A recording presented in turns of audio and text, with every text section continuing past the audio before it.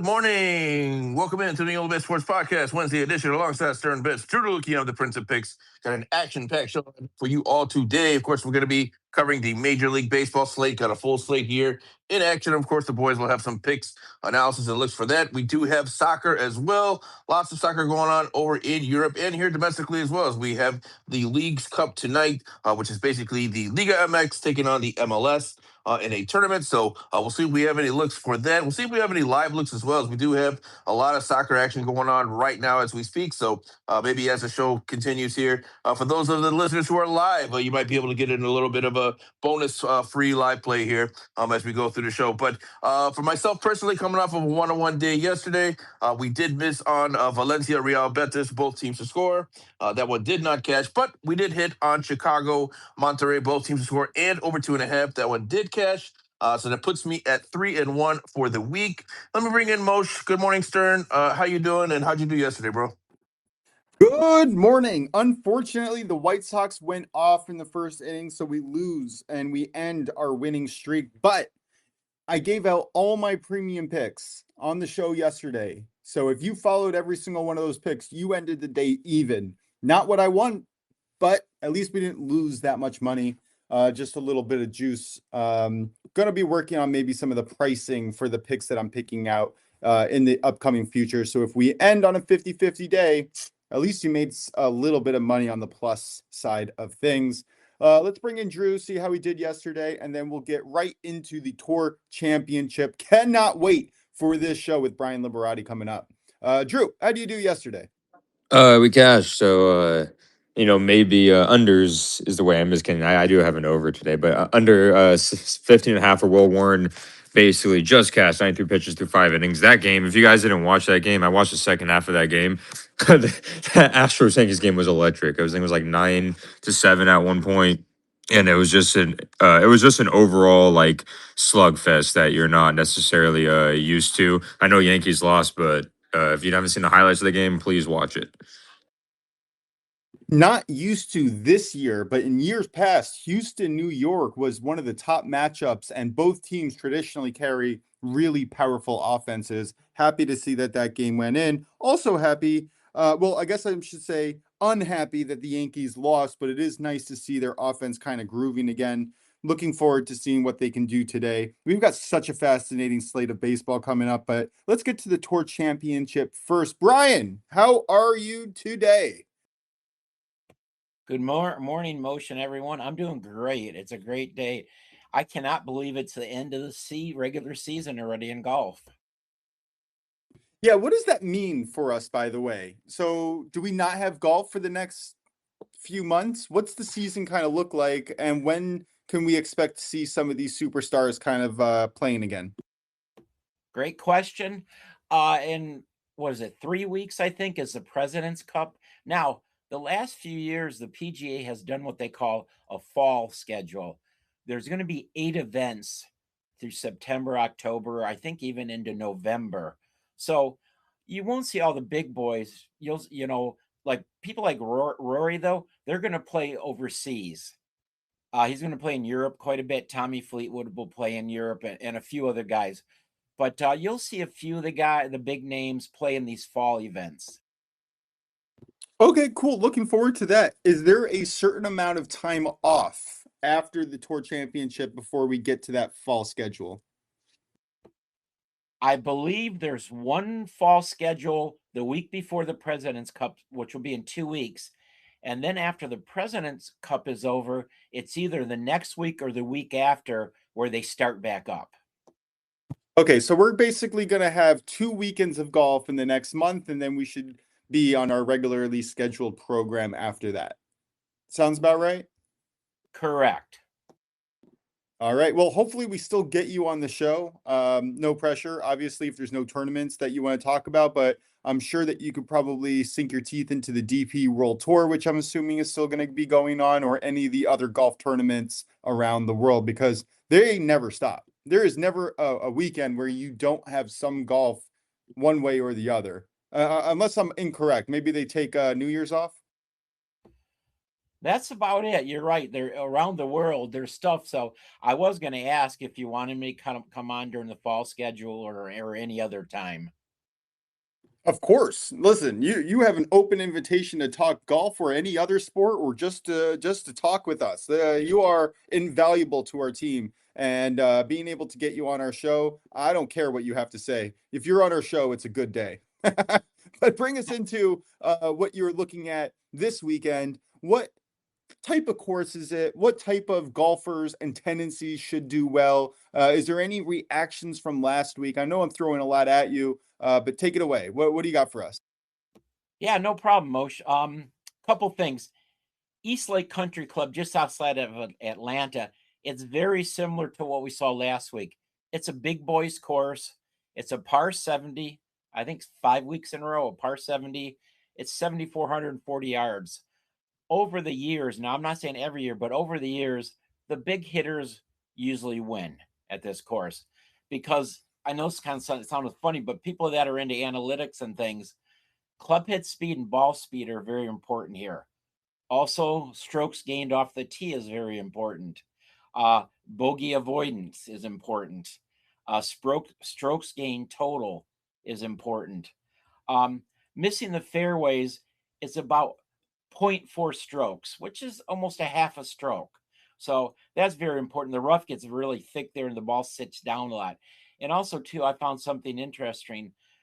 When you're in the rough, the proximity for your next shot is the third hardest on tour. So what it's saying is that when you're in the rough, you're not going to get a lot of close shots for birdies. You'll be lucky to get onto the green. And one other thing I found very interesting, putting from 8 feet on these greens is very, very important. So I'm certainly leaning towards bombers, shall we say. I'm not saying straight hitters can't win, but I'm kind of looking at bombers. So I'm looking at 2 winners, and the first one is Wyndham Clark at plus 1,600. I mean, truthfully, who's playing better? When this guy gets on a roll, he rolls for a while. And he's got such a different attitude since he got a sports psychologist. It was either last winter or this spring. His attitude is so different than it was. In the past, he'd be done after 1 week. So he's an elite approach player. He's very long off the tee. And I don't know if anybody's putting better than him the last 2 months. So, I mean, Moshe, you're right about him last week. I didn't think he'd do well, but boy, was I wrong. I also like, and I think this is a perfect course for him, Chris Gotterup at plus 1950. He's one of the longest guys on tour also, but he can hit the ball right to left and left to right. He's very, very good at that. He's got a really good approach play. His short game is very, very good. And it's not really hard around these greens when you miss the greens. There's not big penalties like we've seen at some of the other courses. So those are the 2 I'm looking at now. Of course, I know everybody's going to ask me about Scotty Rory. Scotty was sick last week. I don't know if you heard. He had the foot, mouth, and whatever they call it disease. So Foot, he's still in hand, some mouth pain. disease. Thank you. He's still in some. Unfortunately, very familiar because I have 3 kids under 4 years old, so that's a constant in our Oh, life. okay, gotcha. Yeah, so I heard it takes at least 10 days, so I believe he's still in some pain. In fact, he would have withdrawn last week if it wasn't the end of the year. I know he would have. I mean, I could see something was going on. He was just walking slow, but I didn't know what it was. Plus, this is not a good fit for Scotty. Now, there's very minimal plays this week in regards to top 10, top 20, blah, blah, blah, because there's only 30 players. So truthfully, there's no value. So what I'm going to put out, again, doesn't have to be an official play, is a top 20 in ties parlay at plus 200. Justin Rose, Ryan Gerard, and Tom Kim. They all have to be top 20 in ties. And again, there's only 30 players. They're all playing well. Justin Rose plays great here. Tom Kim's been one of the best drivers and approach players for the last 2 months. Ryan Gerard's sneaky good. You look at his finishes and his ball striking, really, really good. So that's kind of my only play long term. Now, I've got like a little lean or sprinkle if you want to. End of first round leader. I'm looking at Wyndham Clark at plus 1750. and Chris Goddard at plus 1,900. If you look at Clark, he shot 64 last week, first round. Week before, he shot 65. He's either been the leader or top 2 or 3 the last 3 tournaments. So I think he's good. And Goddard, I think, is ready for a really good round. I mean, he played well last week. He finished, I think, tied 5th. But he can go deep at times.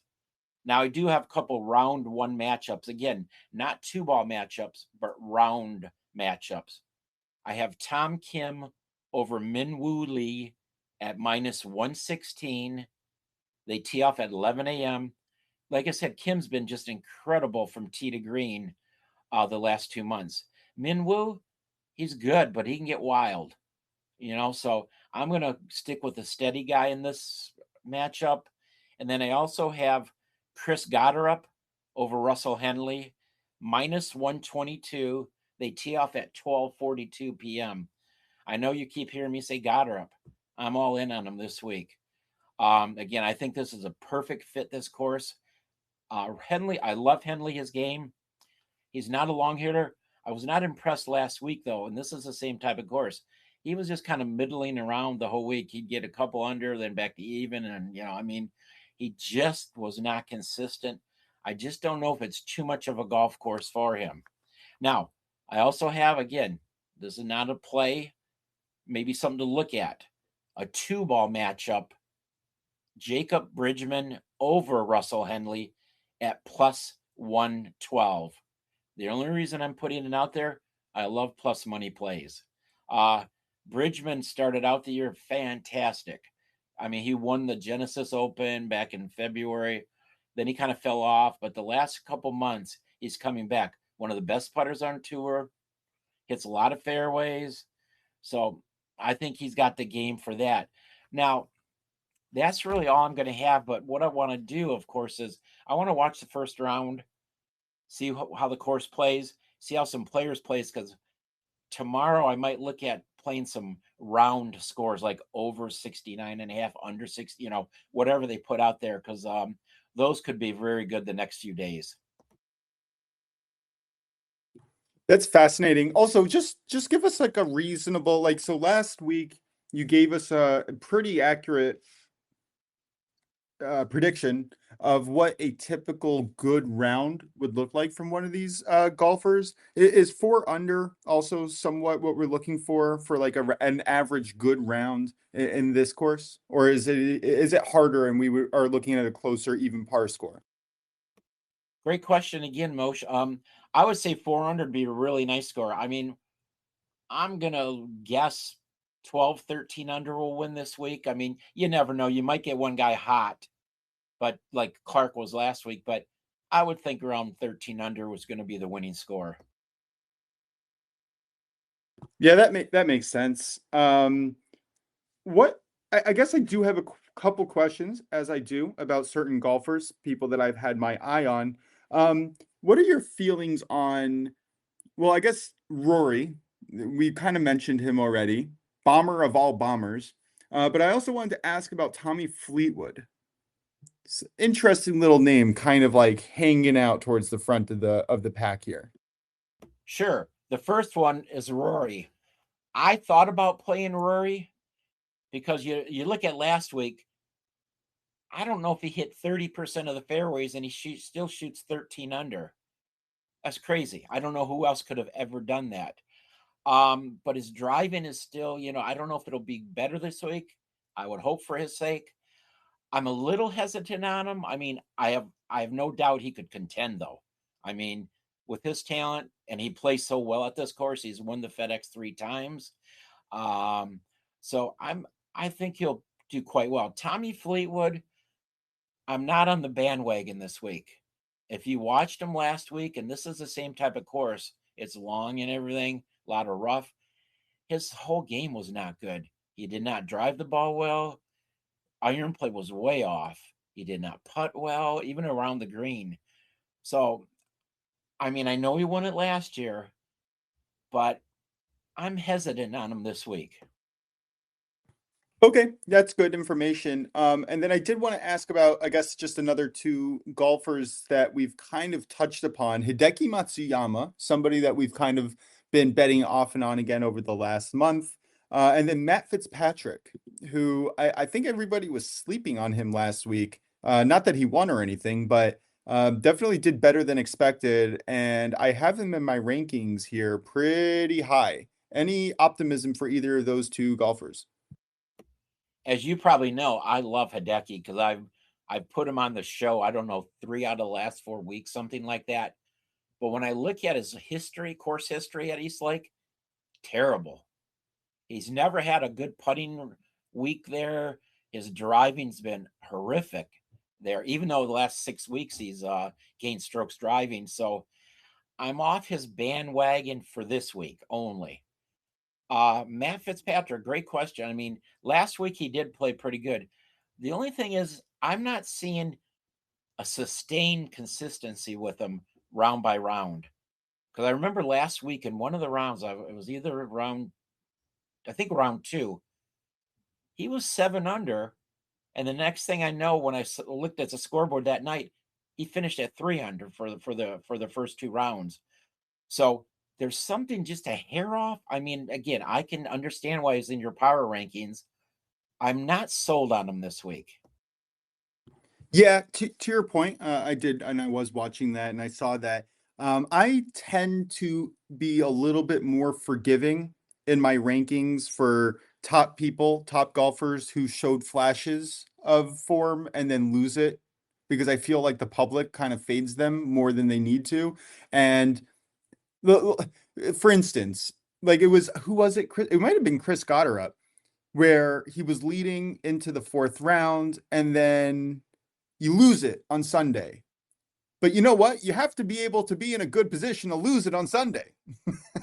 You know what I mean? So I like taking that underlying skill and trying to find angles where I find top talent bouncing back in a positive way. Matt Fitzpatrick kind of screamed at me when I was looking through the board last night on maybe somebody who would have some positive regression. Same thing with Scotty, by the way. And also the thing with Scotty, hand, foot, mouth disease, it's very hard to grip. It's very hard to hold something with the strength and grip strength that you need. And your entire body feels incredibly achy, and it's really hard to get into a rhythm, and your breathing is off. It's not fun to deal with. I had it recently. But anyway, what were your thoughts on Matt Fitzpatrick on that? No, it's well said what you put out. I mean, I do not blame you for being forgiving. Sometimes I am, sometimes I'm not. And a lot of times I look at course history when I think about forgiveness. He's played okay here, Fitzpatrick. He hasn't played great at East Lake. Okay, yeah, that makes sense. Also, just something I mean, I'm sure you might have realized by now, course history matters to me a little bit less than recent form, I guess, is something that I weight a little bit for a little bit more. And then also like the last 2 to 3 years of averages is something else that I like to look at. Not specifically with the course, but types of courses. And I try to aggregate the ones where I'm like, all right, he just had a bad weekend here. It doesn't really mean what you think it means. You know, just any way that I can try to find an angle to fade the public and find value on the golf course. I do have another question on terms of playing conditions tomorrow. We have an early wave, right? I mean, everyone's kind of packed together because there is only 30 golfers going off, but is there an advantage depending on the time that these golfers tee off? Good question, Moshe. I don't believe there is, since there's only 15 twosomes. It doesn't even take them 3 hours to tee off. So like last week with 50 players, they were teeing off for, I think it was almost 5 hours of tee times. That, I would say, weather conditions matter so much. This week was, with, like you said, with such a few people playing and with so few tee times, I really do not think, unless something just quickly blows in and out on the course. Gotta look out for that weather. So what time are we teeing off tomorrow? Is it 11? No, it's 10:30-ish. You Oh, know it's what? 11. Give me 1 second here. I'm sorry. I should have been more prepared here. No. I'm No, asking you questions from first tee time across is the 11 board. a.m. First tee Okay, time's cool. 11. Cool. And Looking forward to that. the last tee time is 2:00. So yeah, 3 hours. Okay, so last question probably from my end, and then I'm going to bring in Prince and Drew to have their questions also come through.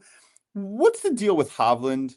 He seemed like he is in a really good rut right now. He seemed to do really well going into the third or fourth round. Seemed to fall off a little bit, but again, the type of golfers that I like to look at, that is exactly the type of play that I'm looking for positive regression from. How are your feelings on Hovland this weekend? Yeah, great points you brought up about him. I almost do not look at his swing so much like I do other players. I like to listen to him talk because he is very straightforward and he does not hold back. He's very transparent. And the last month, he's talked so positively, where earlier this year, last year, he was beating himself up. I mean, he was almost like a masochist the last year and a half. So um, I feel he will have a good week. I don't know exactly where he'll finish. That's why I'd like to watch the first round and see what he does. Yeah, that makes sense. Also, something to keep in mind for some of these younger golfers, which, correct me if I'm wrong, Hovland is a very young, talented golfer. When you win, right? Didn't he win the tour championship just like 2 years ago? 2023. Yeah. So when you have a young golfer like that, who same thing with Tom Kim, in my opinion, when you have such amazing success early in your career, and then you have to deal with the media attention, the public attention, the critiques on your golf swing, and being able to handle the travel, the days in and out. Golf is a hard sport to keep playing every single week. You're on the road 4 or 5 days a week, every single week. I feel like there's a lot of scrutiny and a lot of pressure, and something like a golf swing is so easy to mess up that sometimes when you have these incredibly young golfers try to follow up consistent success, sometimes they struggle to find their way back. And I think that's what we saw the last year and a half from Hovland. And I kind of feel like he's back, right? He's in form. Someone that I'm definitely looking at backing this coming weekend. Any thoughts on the young golfers kind of falling off in year 2, 3, and then kind of finding their way back in 3, 4? Well, you know what? You brought up great points. When you hear a lot of these young guys talk, this is, of course, you probably know. So what happened to Hovland? He wanted to get even better, even though he had won 3 tournaments that year, won the tour championship. He wanted to get better. He thought he was missing something, and that's what a lot of these young players do. They're almost at the top of the game. They want more instead of just sticking with what they have and working on little stuff. They almost want to rehash everything and start from scratch. And that's what happened to Hovland. That's what happened to Kim. Part of it might be the pressure, but a lot of it, these guys, their minds are always thinking about what do I need to do to get better. Almost, I mean, to be fair, Spieth had some injuries, but it feels that's like also what almost happened to Justin Thomas and Jordan Spieth. Like they were at the top of the game for so long, and yeah, sure there were injuries in there, but I feel like they reconstructed their entire swing profile just to I an agree. Well, and I insane degree. about 5 years ago, I used to tell my buddies Jordan Spieth is thinking too much on the golf course. You'd see him after he hit a shot, he'd have a club in his hand, doing some little dry runs on his swing, and you could see him thinking about what did I do? What did I do? When he was younger, he just went out and played. Yeah, it's so important. Also, in every other sport, when you see, like, for instance, like Juan Soto in baseball, when he thinks too much, not good. When he's having fun out there and he's doing that Soto shuffle, that's exactly when his superstar kind of comes out. And I feel like that's in basketball, that's in football. I feel like that's in a lot of sports that when you overthink, you lose a little bit of your edge, which is sad, but they'll figure it out. They have sports psychologists. They're millionaires. They'll get it right eventually. Absolutely. And I'll just say one thing for any golfer that's on this podcast. Think about this just quickly. I'll say this. What other sport is the ball not in motion? Only golf. Every other sport, the object's in motion. So in golf, you have time to think. Other sports, you're reactionary. Yeah, not quite the same as bowling. But let's bring in Prince. Prince, any questions or thoughts on the Tour Championship this weekend? No, nothing really for me to add. I mean, great breakdown as always. I think both of you really answered any questions that I might have had. So, just happy to tell and interested to see how it all plays out. Yeah, it's definitely going to be a fascinating weekend. Drew, any thoughts on the golf world this week? No thoughts on my side. All right, sounds good. Stay tuned. We will be coming back to baseball really shortly. Prince, what do you got? Yeah, real quick, guys, I got to break in with a live bet alert for the live listeners here. I am looking at the soccer landscape. We'll get this in real quick. Looking at the Kuwait Premier League, we have a matchup taking place between Al Shabab versus Al Jahra. I like a first half goal in this one. Whatever you play it will be whatever price you get it because it is live. Oops, I think they might have just scored literally as I'm saying this because it's just blacked out. So we'll see if we maybe just got a goal. I got it at minus 138.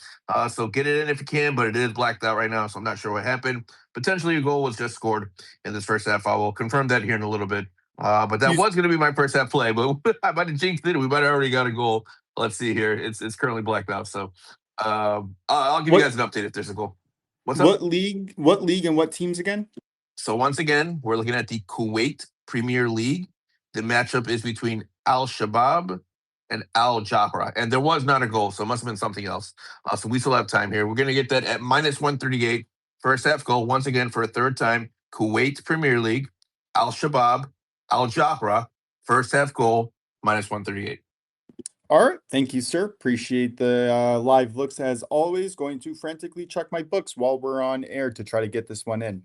All right, Brian, any last thoughts in the world of golf before we get into the MLB? Most not at the moment. Like I said, after round one, I'll probably have maybe some different plays and ways to play.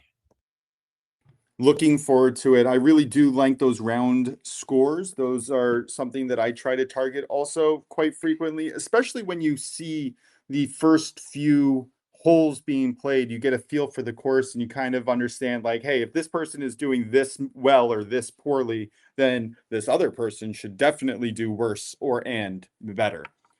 All right. Thank you, Brian. Appreciate your time as always. Feel free to stay on to the end for a question of the day. If you have a question for the day, we would also love to hear your question, but also no pressure to stay on, no pressure for the question of the day. Just letting you know you are always welcome and invited. All right, Drew, we're going to go to the baseball slate today. Got quite the slate of games. Looking very much forward to it. Trying to find my notes while I filibuster. But yeah, we have a great pitching matchup today in in Seattle. We have Jesus Luzardo on the road facing Brian Wu. That is probably the premier pitching matchup of the day. I don't mind the no-run first inning, not where I'm going to go, but I am going to be getting on that no-run first inning train once again. We got to get back in that win column. But Drew, where are you going for your play of the day? Yeah, for sure. I also have college football picks later on that I'll mention. But today we're going to go. I believe it's the second game of the day. We have the Cubs versus the Diamondbacks. We have Matthew Boyd taking on Eduardo Rodriguez. Rodriguez, I believe. If you look at Matthew Boyd overall, he's actually does better on the road. He averages 6 innings pitched per road. He has a 3 ERA on the road, and I believe he has a 5 at home. Yes, the Diamondbacks. The concern is because Matthew Boyd is a lefty. The concern is the Diamondbacks have one of the biggest split differences against lefties. I think they have around 800 OPS against lefties and around a 630 OPS against righties. But Matthew Boyd has been an absolute workhorse. If you've seen the pitching against the Diamondbacks this series, both pitchers have covered this. I believe the last 5 starting pitchers Diamondbacks have faced have at least gone 6 innings. And not to mention, regardless of Matthew Boyd having 4.15 ERA, they let him go deep in games. And so does Council, and I love backing them up. We may not get the best success sometimes when we, take Shota and stuff. But if you just look at Matthew Boyd's last 9 games, guys, this is 8-1. I repeat, this is 8-1. He hasn't covered the last time If you're not counting like the one game that he didn't cover, this was against St. Louis in August 15th. But the last game he didn't cover this before the August 15th game, which is second to last start, was June 30th. So this is a guy who consistently pitches 6 innings. Not just the fact I mentioned this, but they still let him pitch 6 innings, giving up 4 runs. August 3rd, they let him pitch 6.2 in 2 innings, and he gave up 4 runs. And July 12th, they let him pitch 6.1 innings, giving up 4 runs. So this is a workhorse who doesn't put much stress on his arm. He's a lot of hit for contact, does not strike out many people. He's only striking out at least five or more, like 5 or more batters in a single game once in his last 8 games. So there's going to be contact involved. His FIP is not the best by any means at all. So, and he averages around 95 to like 98 pitches. So I like Matthew Boyd over 17.5 outs at minus 122. Yeah, I don't know if he's going to do well, but he should go deep, which is kind of your point. The xFIP isn't that great either, especially over the last 4 games. Diamondbacks always kind of scare me, but earlier in the games, they are a little bit vulnerable and they do struggle to push pitchers out.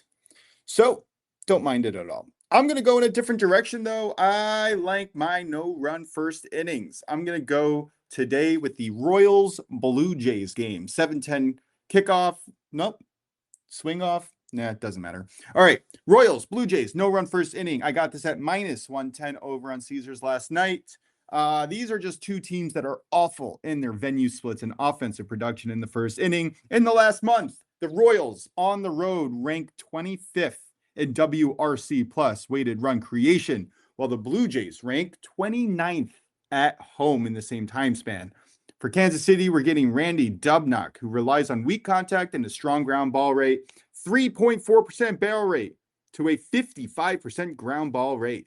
That is nice to back.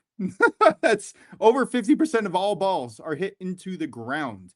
He has a very nice FIP to xFIP, 234, FIP 309, xFIP right in line where I want those numbers. And then again, for Toronto, we get a bullpen game being led off by Spencer Miles. He is on a 7-game scoreless streak with a FIP at 238 with an xFIP of 385. Could be lower, but I do like the underlying metrics. The lack of offense from the Royals on the road makes me want to look at this no-run first inning. Drew, any thoughts on this play? No, I like it a lot. No debate about that. Yeah, I do think that this is a nice bounce back spot. Also, talk about bounce back spots. I did have the Rangers White Sox no run first inning yesterday. I did put it on my premium channel today. I do think that there is no run scored early. Both of those teams do tend to struggle early in games. The fact that we had 6 scored runs in the first inning yesterday means nothing to me. Negative regression is incoming. Just another few looks on the slate. If in case you guys were wondering, you could get the Red Sox money line at close to minus 125. I think that is excellent value. Similar to the Brewers, where I got at minus 150 last night. I do like your Giants, Drew. And of course, if you're looking at some first inning splits, I like the Rays first 3 money line minus 105, and I like the Guardians first 5 money line. Not priced as nicely, but minus 145. Last but not least, I do have a few other plays. Please check out my premium channel. I would love to have you there. Cubs team total is also another look that I'm looking at because, I mean, how can you fade the Cubs offense right now? They're just incredible. Phillies Mariners under 9.5 parlayed with the Rockies Nationals over 6.5 at minus 145. No, it's not priced nicely, but I do think that we get a pitcher's duel in Seattle, and the Rockies Nationals have 2 pretty good offenses facing pretty weak defense / pitching. Drew, just threw out a ton of information. Any thoughts on the MLB? Yeah, I'll say the Giants. I believe they won the first 3 games against the Reds, and I do like the Giants. I've been somewhat watching some of the game. I'm not a bad home run bet. I will say, by the way, Prince, because I know your buddy likes him. I believe Rafi Devers is at a home run in the last 2 games, at least one of them. He's been even though they've had a disappointing season, his average is not the best. He's been smacking home runs. He already has 28 this year. And that's something, of course, the Giants have been missing. Like Willie Adames became the first Giant since Barry Bonds hit 30 home runs. Well, Devers might have 35 or so home runs, and he's not a bad person to back if you're interested in that. And I do like the Giants this year. I think Landon Roop is better than Lodolo, and they know how to hit in the Giants know how to hit in their stadium. And the Reds rely a lot sometimes on the long ball, and it's hard to hit the long ball in that stadium. Yeah, I expect negative regression from Nick Lodolo, who I believe is on the mound for the Reds, and I do expect positive regression for Landon Roop, as mentioned. All right, Prince, any thoughts in the MLB today before we move on to soccer? No thoughts for me. I'm checking something here real quick. Give me 20 seconds, boss. You got it. Drew, if there is another look on baseball or a question that you have, love to field it. I did give out all my premium plays once again. I won't do this forever, but I am working through my model right now, trying to fix some things, and I think that we're in a good place. But always kind of tinkering, looking for, and always happy to share. I think there's some really good looks here. So there's one game because I remember yesterday, I was able to catch it live because it gave me a live boost. I don't know if you guys saw that Dodgers Braves game was amazing to watch. I got the Braves money in line with a boost live, and then Ozzy hit a clutch hit, and they closed it out. Uh, I'm gonna be honest. I know that AJ Smith Shawver is pitching. I don't know if it's one of his first starts back. But I don't think correct me if I'm wrong, Moshe. Is that one of his first starts back, right? Let me double check. Yeah. I know that my model really likes the Dodgers today. I didn't play it, but yeah, AJ Smith-Shire, he's pitching. Looks like it's first time back. Yeah. Oh, so it looks like it's going to be his third start. Okay. Because Oh, last never year mind. last year he was pretty good when they needed him to. The problem is he kept getting injured.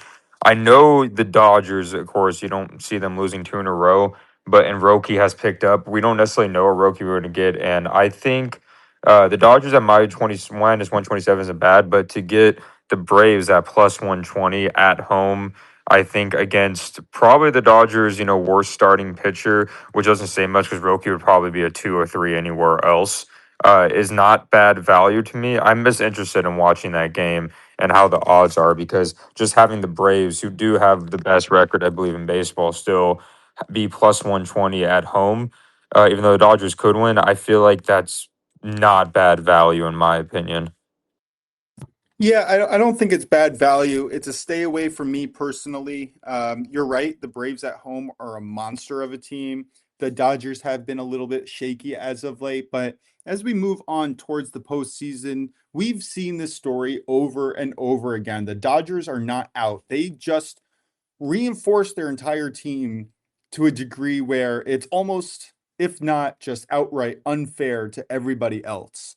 Their bullpen is incredible. They have tons of arms that can go multiple innings. If one of their starting pitchers just happens to struggle, which is getting increasingly rare looking at the rotation coming up into the October, but I do like the value. It's a stay away personally. It's just too much up in the air. Either team can go off offensively early in here. Honestly, Yeah. the over might be in play. Maybe that's something that I'll look at. Yeah, the over definitely could be in play. When I was looking at the MLB, I was looking at the MLB weather earlier, and I had it pulled up here for that game. It's right. Where is it? Let me see. I have this game, by the way, projected. Oh, Where there is it it? goes. There it is. I have this game projected to be 9.6 runs, which very much is in line with the over. 9.6 runs. Yeah, that's a Okay, full I can points, see that. 1.1 points value according to my model. All right, let's finish up with baseball. Drew, what are you looking up? Yeah. So I was saying that, yeah, there it is. It's supposed to be around like 79 to 82 degrees, only a couple mile per hour wind. There's 26% chance of rain in that game. But I mean, I feel like the ball is going to travel regardless, especially with the humidity there as well. So yeah, I like that. Oh, it looks like Yeah. Prince is back. Yep. Maybe we will look for a live play on Twitter a little bit later this evening. All right, Prince, we're giving it to you. What are we looking at and the soccer slate today? Yeah, guys, I got to break in here with an update on our live bet. Goal Al Shabab. Al Shabab has scored in the first half, so cash the live play Al Shabab Al Jahra first half goal in the Kuwait Premier League. The live bet has cashed. So if you guys joined the slide, you got in on that play. Congratulations. And if you're joining on the replay, we invite you to listen to us live, 11:30 a.m. Eastern, Monday through Friday. Catch us at OnlyBets Podcast of our next, where we often give out live plays here, and this one cash. So once again, Al Shabab gets on the board here, and we cash the Kuwait Premier League first half goal between Al Shabab and Al Jahra. Hamdalillah. All right. What do we got for the rest of the day? All right. Looking at Did I say that right? I don't know, but it sounded funny, so I'm gonna laugh at it. 2 games I'm looking at today in the soccer world. We'll go in chronological order. So first one I'm looking at is going to be the EFL Cup, which is in England. We have a matchup this afternoon, 2:45 p.m. Eastern, between Tottenham, who's going to be hosting Charlton. Charlton from the Championship Division, which is basically the second division in the English pyramid of soccer. Look, this is an absolute fade of Tottenham right now. There's no way that I can back them in the current situation that they're in. They are coming off a 3-0 loss to Brentford over the weekend. Charlton on the other side, they've won 3 straight. They're coming off of a big win against West Ham, which we talked about West Ham before, the prohibited favorite to win the championship division and get promoted right back up to the Premier League. So big win for Charlton. They're in great form right now. And the books are giving us Charlton +2 at a very playable price, -130. I am all over that. There's nothing to suggest from Tottenham's side that they should be favored to win any game by 3 goals. Not with the current state that they're in. Again, this is a team where I'll believe it when I see it. So it's an ultimate fade on Tottenham. Give me Charlton +2. We're going to get to that at -130. Moshe, any thoughts for you on that before I get to my next play? Yeah. Would you consider both teams to score in this one as well? I would, yeah, because I definitely can't see Tottenham keeping a clean sheet. Just defensively, they're a little bit all over the place. So, for sure, I do think Tottenham's probably good enough to score, but Charlton as well should be able to get on the board. So, both teams scored the play I would look at, and honestly, good. Sprinkle the money line on Charlton. It's sitting at around +1,000 right now. Again, I get it. There's probably a talent discrepancy between these 2 teams, but form is everything, and Tottenham is not in good form right now. So. I think there might be value on just a real small tenth of a unit sprinkle. Throw it on Charlton money line, maybe Toronto bet double chance, something like that. But you put back to your point, both teams score. Yeah, I think that's probably a good look to play as well. Yeah, because both teams to score is +100. Also, just shout out to John Buckets from the Early Edge. He is a soccer capper over there. It is his birthday, and that was one of his plays that he gave out this morning. Highly recommend going to watch that show as well. Early Edge and DTL, Driving the Line, are the 2 shows that we spawned from. Highly recommend both of them if you haven't already. I do have a question though, and we can move this to the end of the show if you like. I was just curious on your thoughts on if you have value on the underdog, at what point do you straight bet the 3-way money line, the draw no bet, or the double chance, or the spread? I want to answer the question, but like, what do you mean? What do I look for? Like, what? Can you clarify a little bit? What So, is exactly? Go ahead. Go ahead. so like, there's a lot of times where I'll find value on the underdog, and I'm not sure how far to bet them as an underdog. Do I just take the plus money on the draw no bet? Do I take the near even money, let's say, on the double chance, or do I just really go for it on the 3-way money line to try to get the most maximum value if my hunch is right? So for me, I guess the way I would approach it, I hope this answers your question. One, I look at form. I definitely look at how are both teams coming in terms of their recent results, and I also look at the head to head. Now, head to head can be a little bit misleading. You don't want to go too far back because teams do alternate and change their rosters over the years. So I go back maybe 20 games. It's typically maybe 20, 25 games, unless there's some overwhelming data that goes back 50, 60 straight or something. Then I'll use that. But typically, I want to want to go back 20, 25 games roughly, see how both teams recently are trending. So it's a lot about trends. And then if I find value on the dog, for me personally, like I've said this before, I'm more of a conservative bettor. So rather than take the dog straight up on the money line, I will always lean first towards a double chance. If I can find value at the double chance, which my personal limit, I'll just tell you guys, it's minus 200. Some people have different limits. So it all depends on what your limit is. But if the double chance falls in your limit, then that's what I would play. And if it doesn't, then you look at the draw no bet market because you're going to get better value at that. And then if that doesn't as well, then it comes to a point of, how strongly do you believe in this underdog? Is it worth, sprinkling on the money line straight up? For me, like if I'm going to play the underdog, I rarely play a full unit. I'll play something smaller. Again, that's just me being conservative, but everyone has their own betting habits and their own betting styles. So it's kind of interpretational. I don't know if I'm answering your question, but that's just how I approach it. Yeah. That's exactly what I was kind of looking for. Thank you. And I appreciate it because I am not necessarily new at soccer betting, but I am still trying to refine my methodology and try, because I do find a lot of value on a lot of underdogs. And I'm still figuring out how to get the most value in terms of the betting side of it. How it comes out and whatnot. So just something. By the way, both teams is cash. Yesterday was a great not live play, but during the show play that I gave out, definitely cash. So works from time to time. Yeah, for sure. Yeah, I mean, there's a lot of variables that go into it, but I mean, I wish there was like a straightforward like blueprint. I could say, okay, if X, Y, and Z happens, I'll bet this team. But for me, it doesn't work that way. So there's a lot of nuance, especially in soccer. But that's kind of how I approach it. But carrying on here, my one other play that I like this afternoon is going to be in La Liga, 3 p.m. Eastern kick. Excuse me, we have Real Madrid is going to be hosting Real Sociedad. Talking about both teams to score. I do like both teams to score in this one. Now you're going to get that at minus 140. Again, guys, if you guys are interested, my plays for my limit for the show plays is minus 150 and under. So I'll play anything minus 150. I'll give it out here on the show. So that does fall into that bracket. I'm looking at both of these teams here. Real Sociedad, they have scored a goal in 35 of their last 40 matches.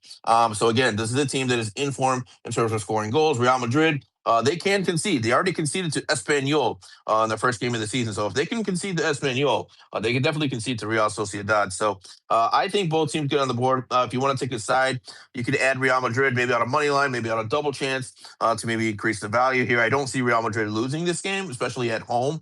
This is their home opener of the season. So it'd be really hard-pressed to find them not picking up at least a point here. But my official play, again, it's good enough value for me. I'm just going to land on both teams to score. And you're going to get that at minus 140. Yeah, I'm in line there. I do show a little bit of value on Real Sociedad, but again, like you said, I wouldn't necessarily bet on Real against Real Madrid's first home game. I think both teams to score is a fantastic look. Yeah, Real Madrid at home, they're especially in their home openers, they're pretty elite. So it's that'd be a hard play to fade them in this spot. But one other play I'm looking at, I'm not going to make it official, but I'll just give it out here for you guys in case you guys want to tail it. Looking at the Leagues Cup tonight, we do have 2 matches, of course. We got Toluca is going to be taking on Austin FC. For some reason, this game is being played in New Jersey. Don't ask me why. But I guess we don't have home matches anymore in this stage of the tournament. And then we also have Club America taking on Columbus. That was going to be in California, Carson, California, which that's going to be 100% America fans. So basically, it's an America home game in California. I like both Mexican teams in this one to advance. I think they're significantly better than their opponents. Toluca, much better team than Austin FC. America, same thing, especially with the home field advantage. In California, they're going to be much better than Columbus. I would be hard-pressed to find any Columbus Crew fans in California. So I think both of these Mexican teams are in line to advance, and that's what I'm going to play here. So a little parlay, America to advance plus Toluca to advance. Again, very playable price, minus 125. Yeah, I think that's a really sharp look. Looking forward to it. Gotta search those books though, because not all of them offer Leagues Cup, which is so much fun. Yeah, that's wild. It's a pretty standard tournament. They should be offering it. Yeah, that's wild. Yeah, some books but yeah, do. Some books don't. Yeah. But I know what question you're going to ask. Any live looks today? Yes, I Yes, do we have some do. live looks. Yes, I do have live looks today. We do have the Champions League qualifying, which get this, guys, pretty fascinating circumstances here. Every single game is dead even right now. You have one aggregate 0-0, 1-1, 1-1, 2-2. Even the Conference League, we have a random Conference League qualifier today. That aggregate is 2-2 as well. So you actually have 5 games, all in European competition. All are dead even right now. So really interested to see how these teams approach this with really nobody having an advantage. It's as you were, basically 0-0 across the board here. So we'll see what happens here. Definitely live betting opportunities based on how these teams approach the game and how they look. Other than that, that's pretty much the main one that I'm going to be looking at live. There's a lot of domestic leagues, domestic cups, lots of domestic cups today. Some of your smaller country cups, which most people don't know much about. I don't, so I'm going to stay away from those. But yeah, specifically, it's the European competition, Champions League qualifiers, Europa League qualifier, or Conference League qualifiers. Like I said, dead even here, so we'll see how that all plays out. And I'm sure there might be some live betting opportunities there. That's fascinating. I wonder how often that happens.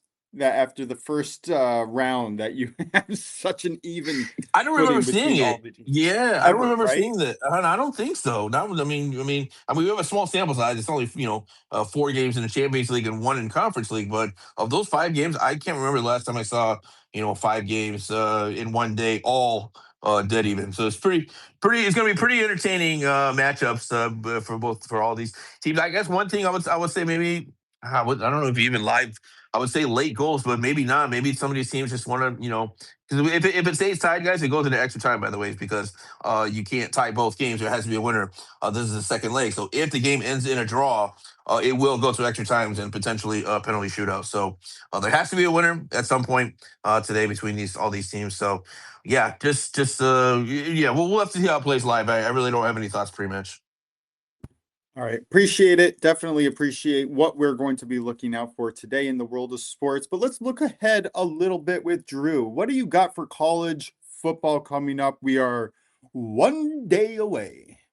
Yeah, What do we got, brother? definitely. My picks will probably be for the Saturday games. We are one day away from the not so sought after games, but I'm still going to watch it because it's football. But I want to take these now because I think they're good value. And something I'm going to do each week for the college football season is I'm going to do an underdog of the week, what I think is good value underdog wise. So I'll start with my underdog of the week.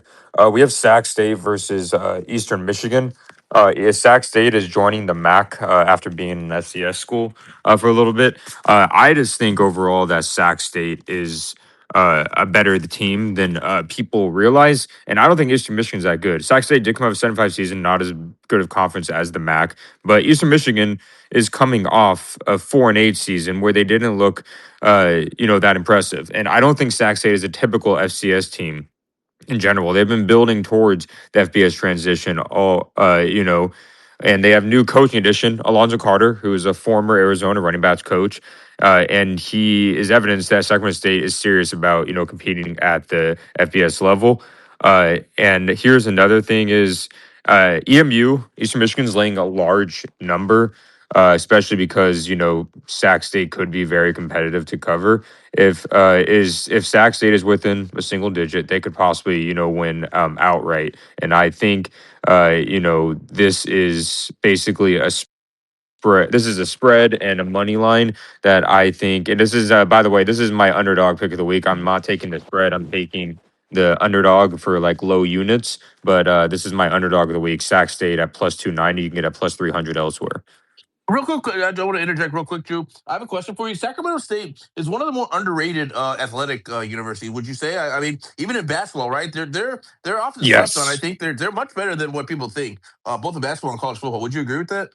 Yep, and they were underrated in the Big Sky last year. It was kind of funny. Last year, they like won no games on the road in the Big Sky, but then they won a lot of games at home. Like they didn't lose at home, and they're a very underrated team, especially in basketball.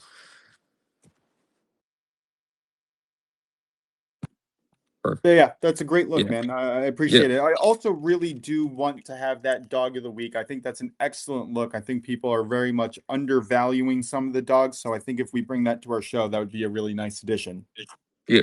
Definitely. And then I would say, and yeah, I think it'll be a nice addition to make it more fun. And then, yeah, so I'll say this. I know we're running short on time, but my next one is going to be more of the big dogs, UNC versus TCU. So I think that something that people may not realize, but this game is in Dublin. This UNC game, it's going to be rainy and wet conditions, right? And overall, both these offenses have brand new quarterbacks. TCU lost their quarterback, Josh Hoover. What you want to say about Josh Hoover? He can sling the ball, and they got Jaden Craig. And then also, UNC Billy Edwards is also making his first start as well. And I feel like the defenses are ahead of the offenses. Even though UNC struggled last year, their defense ranks 36 in Bill Connolly's defense SP plus. And while TCU expected to have one of the better defenses fronts in the Big 12. So I think in season opener, there'll be growing pains. There'll be a different country. And the historical Dublin trend is the previous three games at Avia at Aviva Stadium all went under the total. I think the last year was like Kansas State, I think versus Utah or something like that. And to have 47.5 here, I think that is too high. You can get under 47.5, I believe, minus 110. What do you guys think of that before I had my last pick? Yeah, I'm not on board with that. I'm still running my projections for the totals and spreads for the upcoming college football season. But projected over here, yeah, I don't mind that. I think it's a good look. Prince, any thoughts? No thoughts for me, and I haven't really got into college football, but if you like it, I like it. It's a cool stadium too, by the way. If you guys want to watch it, the UNC USC game, it's gonna be at 9 a.m. Not at 9 a.m. Pacific time, 12 a.m. Eastern, and I think Dublin time it would be around like 5 or 6 p.m. It's a cool stadium to watch, but it is always muggy there. But my last game, I have USC versus San Jose State. You can get this over 559.5 at the score, or you can alt it on Fanatics to 59.5 for minus 115. On DK, it's like minus 126, and it keeps raising up. So I would definitely take advantage of that while you can. But my main takeaway for this game is that USC has 65% of its production returning, compared with less than 25% for San Jose State. I feel like a lot of people are deciding what spread to take because USC plus 38.5 already went from plus 100, you get in minus 115. I mean, minus 138.5. And I'm rather take the over in this.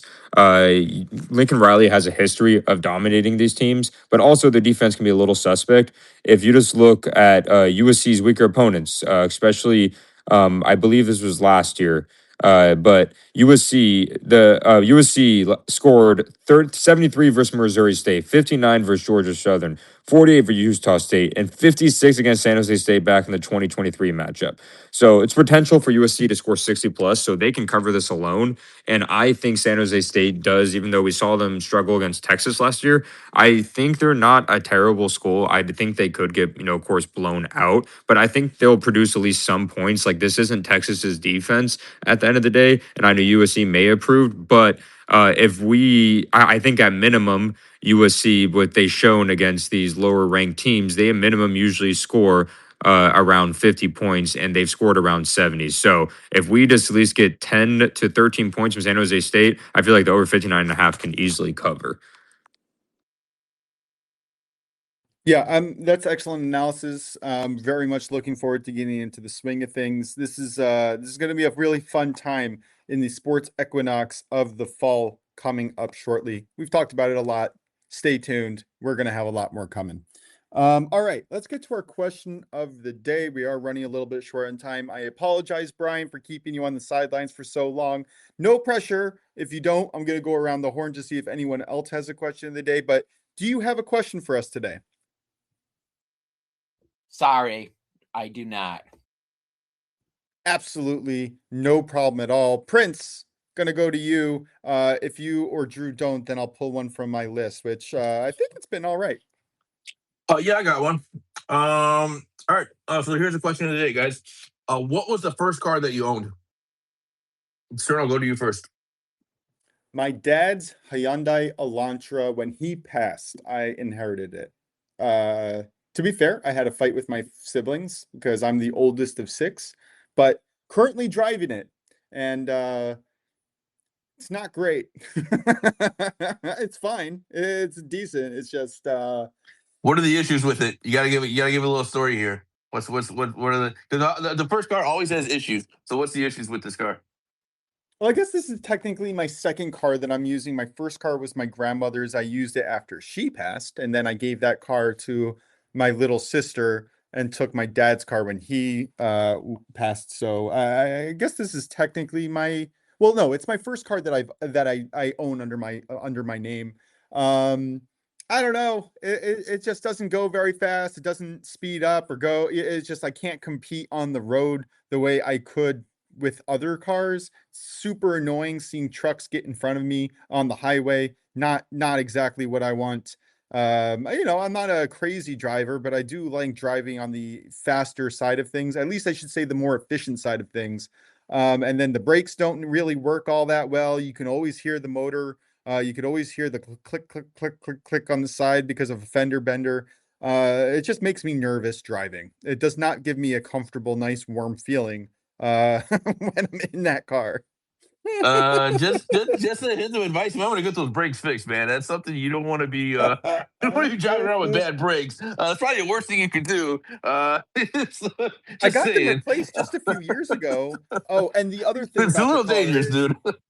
the most dangerous thing about this car is the wheels. All right. So to be fair, I'm only going to be driving this car for another few months, but when it's wet and rainy outside, I cannot drive this car. It is dangerous. Nah, I So got yeah, you, that's man. what I'm dealing with. It's a it's a point A to point B car. Yeah. Exactly. Exactly right. Yeah. So my very first car, it was a hand me down from one of my neighbors. I was 16 years old, right when I got my driver's license. My neighbor sold the car to us for about $500. Sold it to my parents. My parents gave it to me. 1985 Geo Spectrum. All right. The older heads will know what this is. It was a very limited car made by Chevy. It was a piece of crap. It was terrible. Had terrible reviews. I will tell you, this car was so bad. It didn't go in reverse. I couldn't go in reverse in this car. So imagine always having to think in the back of your mind, wherever you're driving, wherever you park, you have to park in an area where you can just pull out because you can't go backwards. All right. So it literally reverse did not work. The transmission was shot in terms of going in back, in terms of going in the reverse. So everywhere I went, when I parked at, I drove to high school. Basically, I just drove to high school. I needed a car to get to and from high school. Soccer practices after school and stuff like that. My mom didn't want to come pick me up, and so I just needed a car to get to school and get to soccer practice. So that's pretty much what I drove it for. But yeah, I always had to keep in the back of my mind that remember you can't back out. So if you park somewhere where you can't go in reverse, like you're gonna be screwed. That was pretty funny and pretty intense. Always to keep in the back of my mind. But yeah, that was my first car, 1985 Geo Spectrum. Go Google it. Oh my God, it was nightmares with that car. And I gotta tell you guys, I've had so many cars over my life. Another car I had, just real quick, the muffler. There was no muffler. And I didn't have a lot of money, right? And I didn't want to ask my parents, for money and stuff like that. So I was struggling, right? And so I couldn't repair it. And this car was so loud, and anytime I would park somewhere, it would set off alarms from other cars because there was no muffler, so you just heard the engine like super loud. If it was close enough to a car that had their alarm set up, the alarm would go off, and it was one of the most embarrassing cars I've ever drove. I only drove for about maybe 5 or 6 months, and then I couldn't take it anymore. I went to my parents. I said, "Look, guys, I need help. I can't drive this car anymore." Yeah, I can tell you stories and stories. I've had so many different cars with issues when I was younger, growing up. But it's really funny when you go back and think about it. That's so funny. I feel like we went from a time period in like the 80s, 90s where not a single car alarm worked to the early 2000s where the car alarms were way Yes, too that's sensitive. what it, And now we're most. That's back what it at like was. my house, my car has been broken into 3 times and the car alarm hasn't gone off once. Like, I don't understand it. Yeah, it went backwards, right? Yeah, that's a great point you make. In the early 2000s, like every single alarm went off. It was so sensitive. That's exactly what was happening. Drew, any first car for you? You remember it? Any stories about it? Yeah, no, I just walked. I'm just kidding. You can't just walk in California. But You just yeah, rode your bike yeah, around. yeah. It's from I actually. So it was My first funny. car was a Schwinn. No, go ahead. Exactly. It's funny you mentioned that. Like, I actually had what was it? Because like my parents encouraged me everything I can to get my license stuff. I took my permit test and stuff at 15 and a half like I was supposed to. And then once I passed 16, they said, hey, you're gonna have to ride your bike until you get your driver's license. And that was terrible. I lived on a hill. But my first car was uh it was a Ford Fiesta. My parents got me. They just wanted to give me like the safest car possible for me with that's fuel efficient, especially driving in California, because like just driving to my school was like 10 minutes, 10, 15 minutes, which that's like nothing, in general. And if you want to go anywhere else in California, it's like 30 minutes. It's funny because my parents had me learn in a big Lincoln Navigator they had as their family car. And I was scared because that's not a first car you should ever have to learn in if you ever has driven in a Lincoln Navigator. And then when I came back from college the second year, because I would visit over the summer, I flipped 5 lanes back and forth because I was trying to get to the exit only line, and this BMW sped hit me, but this BMW left and came back, so it was a hit and run technically by them. But luckily, I only got a seatbelt rash. Everyone, please wear your seatbelt in that. But then after that, I've got nothing but Honda Civics since then. But that Ford Fiesta saved my life with the airbags on the bottom, so I appreciate that car a lot because that was when the 2012 was one of the first years I started doing airbags by your feet. So if they didn't do that, my feet would have been caught in the engine. So I have appreciation for that car. Wow, that's a really intense story. And to your point, I don't mean Honda intense, Civics. but I want to give praise to the car, like, in that way. Yeah, Yeah. yeah, no, 100%. And I love to hear that you drive Honda Civics. That's what I'm driving right now. Honda Civics are such a reliable car. I absolutely love them. Oh, yeah. I love Yep, them. that's all. Yep, yep. Yeah, I'm locked up with you on that one. Pretty much the only thing I'll drive now for reliability wise, Honda or Toyota. That's just a personal preferences, but I love Honda Civics a lot. Brian, I'll throw the question to you. You remember your first car? Any stories about it? If you don't have any answers, okay. No, I do. I remember it was a Cougar XR7 Turbo, black on black. It was a great car. Really, really cool car. That sounds like And an I remember intimidating car. What year was it it? was. Yes. And it was in the wintertime when I got it.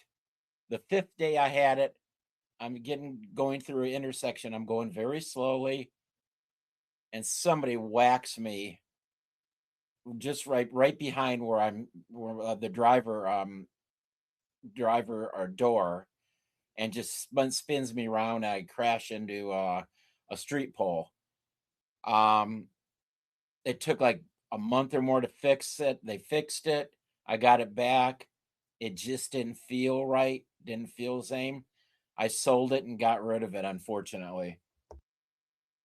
Oh, that's terrible. That's terrible news. Yeah. Sounds like a really awesome car. What was the make of the car? I'm kind of into older cars. What was the make of it? It was a Ford Cougar XR7 Turbo. Okay, I'm gonna have to Google that one. That sounds really cool. Wow. Okay, cool. Yeah. Moshe, let me pass it over to you. All right. We are past the Sorry, I hour got by quite a distracted. little bit. Nope, it's all good. This is a fun little show, and I enjoy talking to each one of you. So, Drew, why don't you recap us with your best bet of the day? Yes, definitely. My best bet of the day would be Matthew Ward at 17 outs at minus 122. And then for college football, these games are on Saturday. Underdog of the week, Sac State plus 290. Bet light, UNC versus TCU under 47.5 at minus 110. And USC versus San Jose State University over 59.5 at minus 115. Gotta love that dual sport action. I am going in the MLB Royals Blue Jays, no run first inning, minus 110. And again, if you want to hear all my premium plays, just listen to the beginning of the show. All right, Prince. Brian. What's your plays for the day? Okay, for the Tour Championship, the two winners I'm looking at are Wyndham Clark at plus 1,600, Chris Gotterup at plus 1,950. I have a top 20 in ties parlay with Justin Rose, Ryan Gerard, Tom Kim at plus 200. Maybe a little sprinkle, end around first leader, Wyndham Clark plus 1750, Chris Gotterup plus 1900. I've got 2 round 1 matchups. Again, round matchups and not 2-ball matchups. Tom Kim over Minwoo Lee minus 116. Chris Gotterup over Russell Henley minus 122. And maybe lean on a 2-ball matchup. Jacob Bridgman over Russell Henley at plus 112. Gotta love that. So much looking forward to this coming weekend in the world of golf. I mean, listen, it's the championship. What else is there to say? All right, Prince, close us out. All right, guys, looking at the EFL Cup this afternoon in England, I'm going to take Charlton on a +2 Asian spread against Tottenham, and you're going to get that at minus 130. And then looking at La Liga, also this afternoon, 3 p.m. Eastern, we're going to take Real Madrid, Real Sociedad, both teams to score, and that comes in at minus 140. That's going to do it, guys. This has been the Wednesday edition of the Only Bet Sports Podcast with Drew DeLucchi, Stern Bets on the Prince of Picks. Shout out to Mr. Brian once again for his great golf analysis, looks, and bets. We'll be back again live tomorrow, 11:30 a.m. Eastern. You can catch us Monday through Friday at Only Bets Podcast over on Twitter/X. Let's have a great afternoon. Let's cash out these tickets, and we'll be back again tomorrow. Talk to y'all then. Thanks.